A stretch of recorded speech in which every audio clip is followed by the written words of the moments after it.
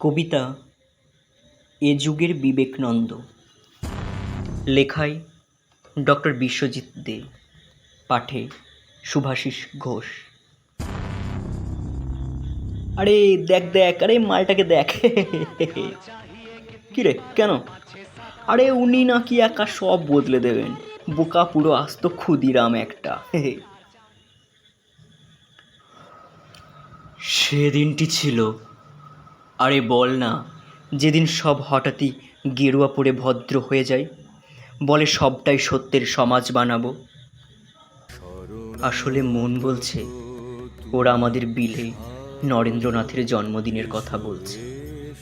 সেদিন ওই লোকগুলোই বলেছিল, কেন স্বামী বিবেকানন্দ?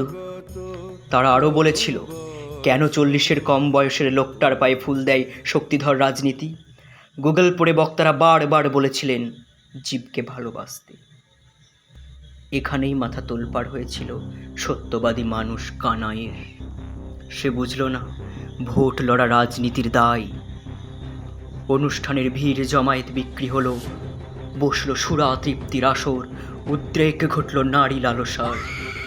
একদিকে যখন চলছে জমায়েত বিক্রির দাপট, আর তার সঙ্গে চলছে চটুল ধ্বংসের ধ্বনি, মহতের জীবনী ধরে ক্ষুদিরাম হতে এগিয়ে এলো কানাই।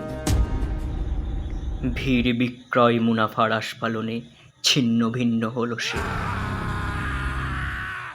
রাত কেটে ভোরের পাখি আবারও ডেকে উঠল, সব আগের মতো থাকলো। হারিয়ে গেল জীব রক্ষক ব্যঙ্গের ক্ষুদিরাম। সাময়িক অনিশ্চিত করা গেল না ফিরে আসাটা এ যুগের বিবেকানন্দের।